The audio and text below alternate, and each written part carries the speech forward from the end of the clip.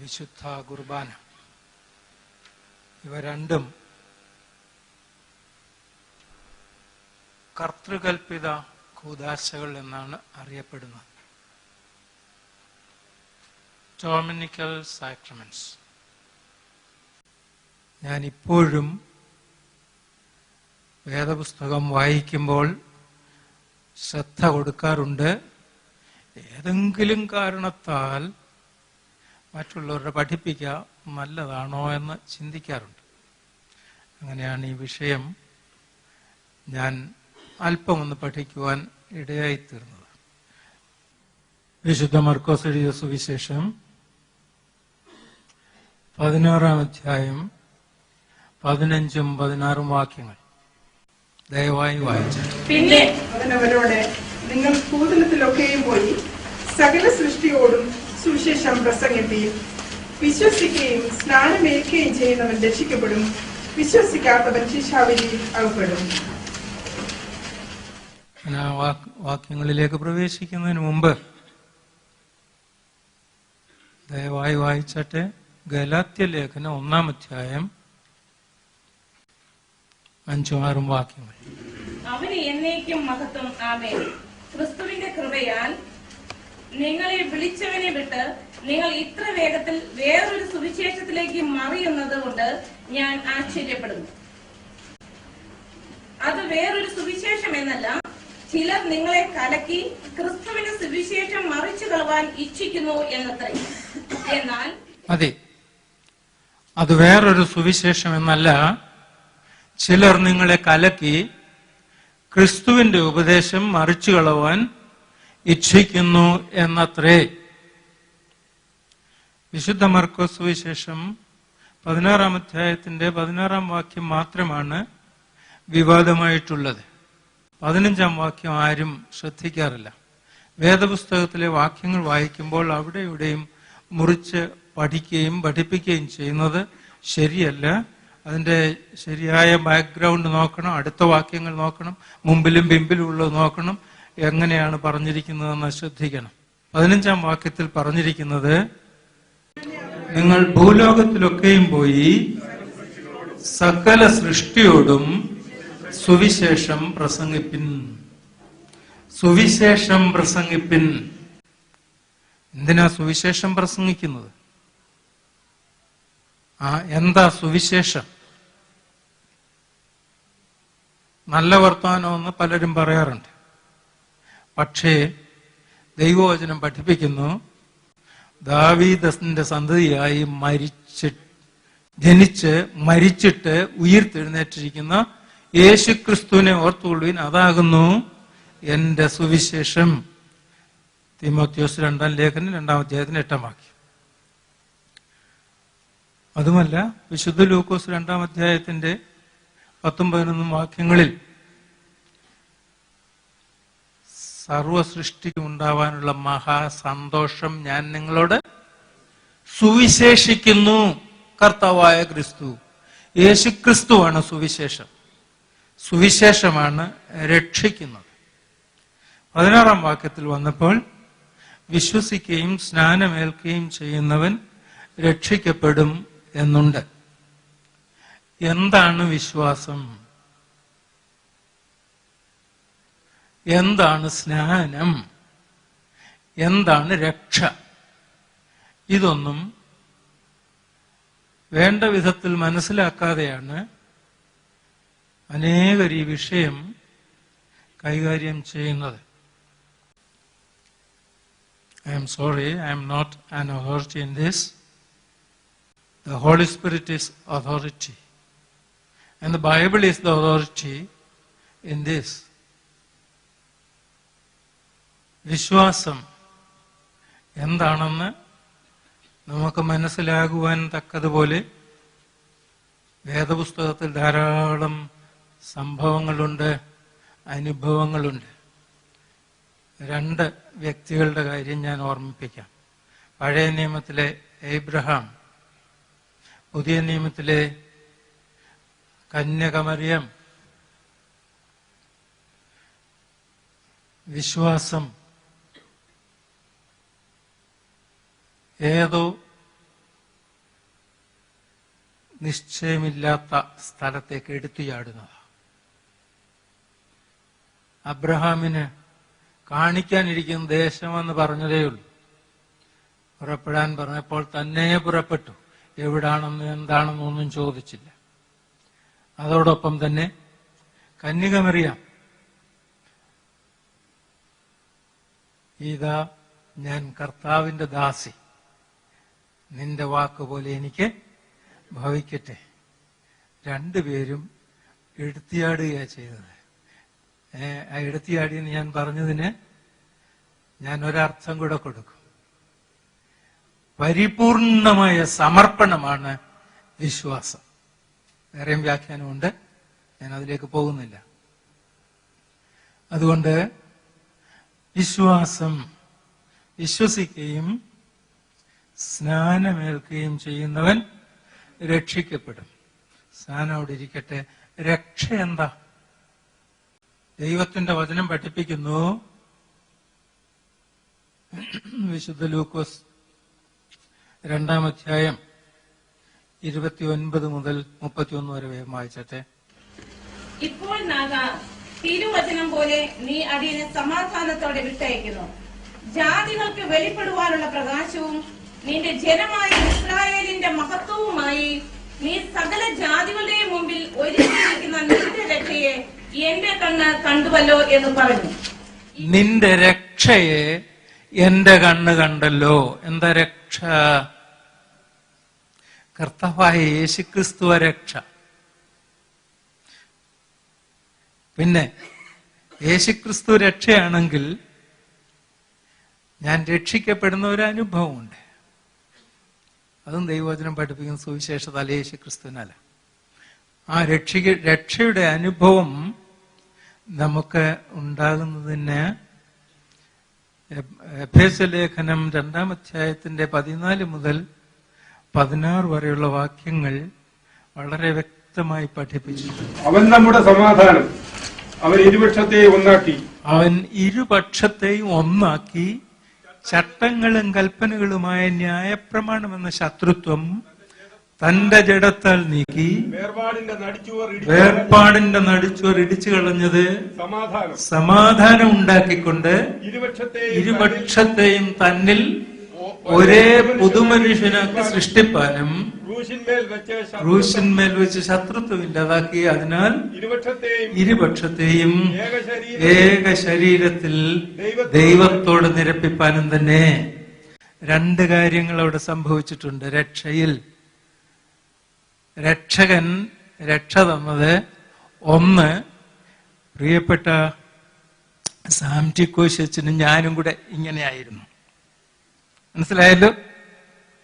ആ ഇങ്ങനെയുള്ള സ്ഥിതി കർത്താവായ യേശുക്രിസ്തു ക്രൂശിൽ വെച്ച് തന്റെ ജഡം മുറിച്ചതിനാൽ ഞങ്ങൾ തമ്മിലുള്ള വൈരത്വം, ഇങ്ങനെയെന്ന് പറഞ്ഞത് എല്ലാവരും കണ്ടില്ലായിരിക്കും, വൈരത്വം അങ്ങില്ലാതെയായി. ഞങ്ങളെ നിരപ്പിച്ചു. ഞങ്ങളെ നിരപ്പിച്ചത് മാത്രമല്ല, ഞങ്ങളെ രണ്ടുപേരെയും കൂടെ പിതാവിനോടും നിരപ്പിച്ചു. ഞങ്ങളെ മാത്രമല്ല കർത്താവ് നിരപ്പിച്ചത്, കർത്താവ് നിർവഹിച്ചതായ രക്ഷയുടെ പ്രവൃത്തി സർവ സൃഷ്ടികളെയുമാണ് ദൈവത്തോട് നിരപ്പിച്ചത്. അതുകൊണ്ട് ദൈവത്തോടും മനുഷ്യരോടുമുള്ള ശരിയായ ബന്ധം, a right relationship with God and man is salvation. വേറെ ഒന്നും രക്ഷയെന്ന് ദൈവവചനം പഠിപ്പിക്കുന്നില്ല. രക്ഷ കർത്താവ്, രക്ഷയുടെ അനുഭവം, നിരപ്പിന്റെ അനുഭവം. സ്നാനം എത്ര ഉണ്ട്? എളുപ്പം ഉത്തരം തരണം. ഒന്നെന്ന് പറഞ്ഞു. ആർക്കെങ്കിലും എതിരഭിപ്രായമുണ്ടോ? എന്തോ എതിരഭിപ്രായമുണ്ടോ? 3. ഏതൊക്കെയാ? വെള്ളത്താൽ, ആത്മാവിനാൽ, തീയാൽ. ഇനിയുണ്ടോ? നമ്പേഴ്സ് കൂടുണ്ടോ? എന്തോ? വായിച്ചു നോക്കിയേ.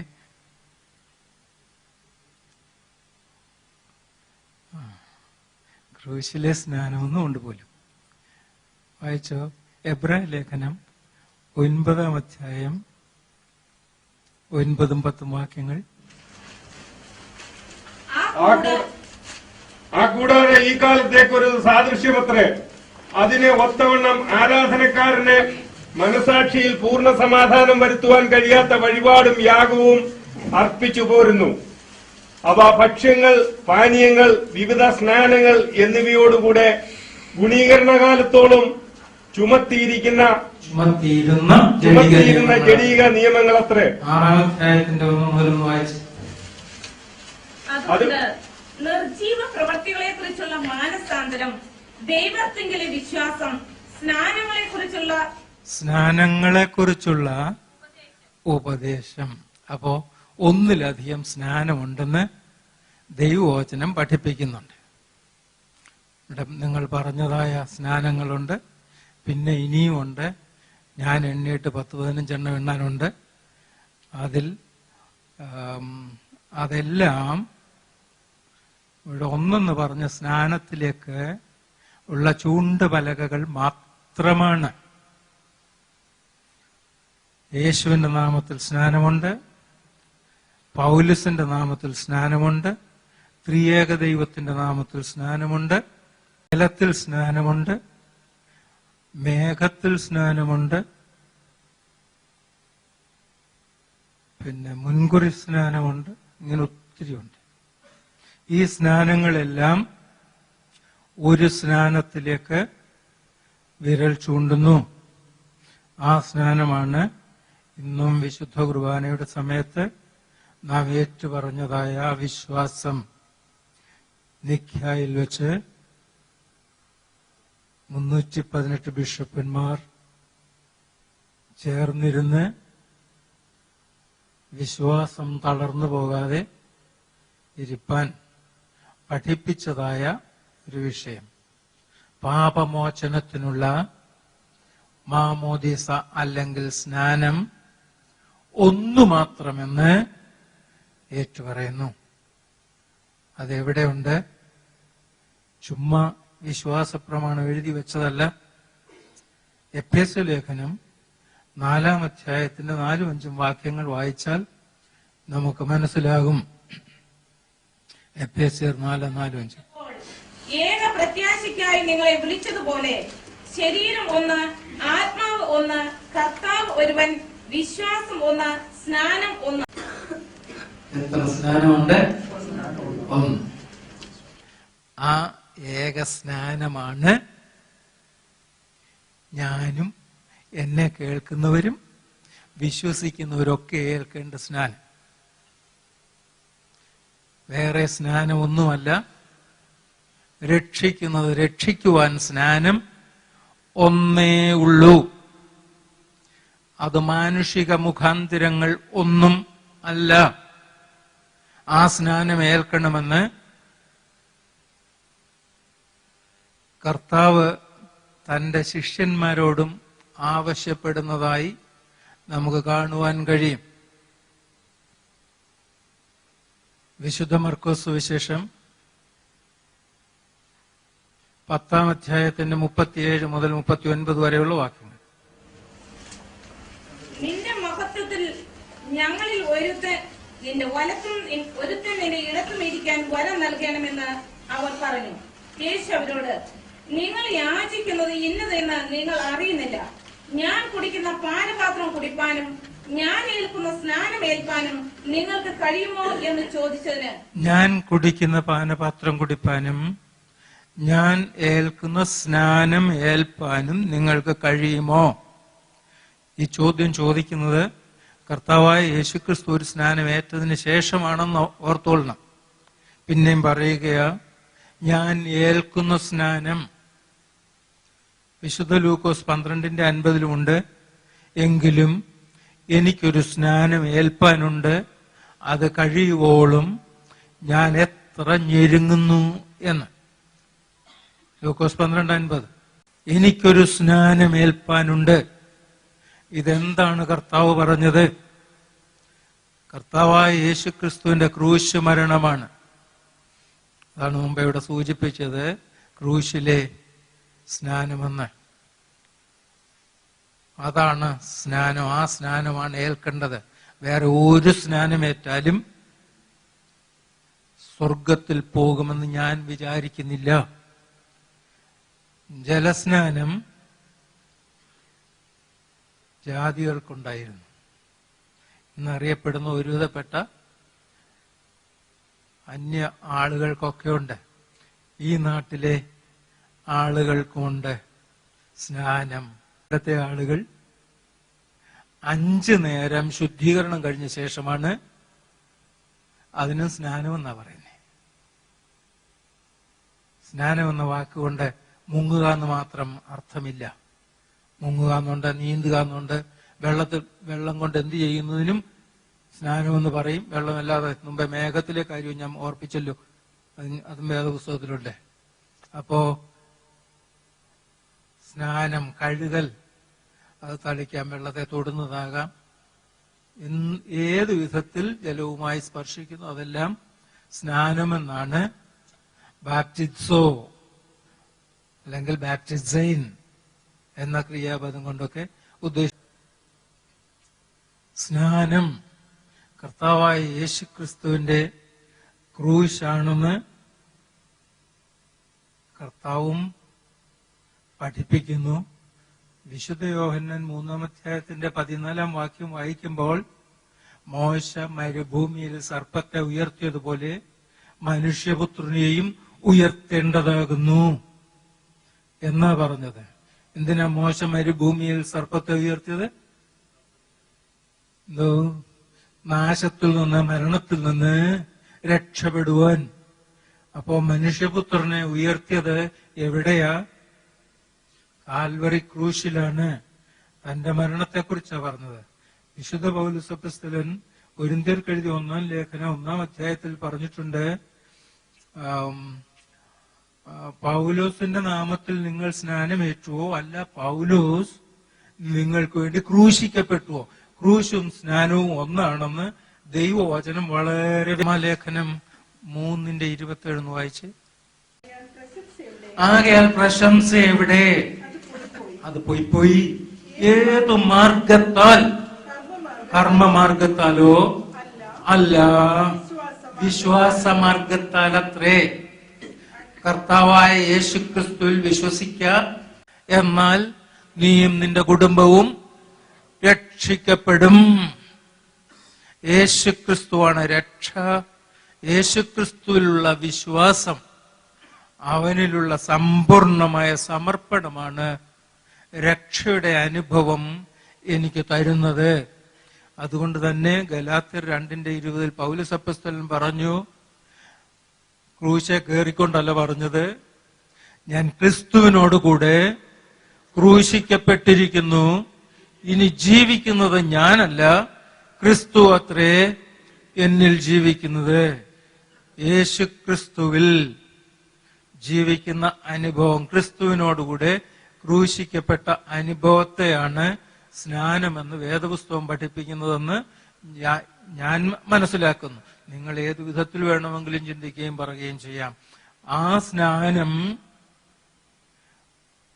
എന്തോ കർത്താവ് ഒരിക്കൽ നിർവഹിച്ചതായ സ്നാനമുണ്ടല്ലോ, ക്രൂശിൽ നിർവഹിച്ച തന്റെ മരണപുനരുത്ഥാനം.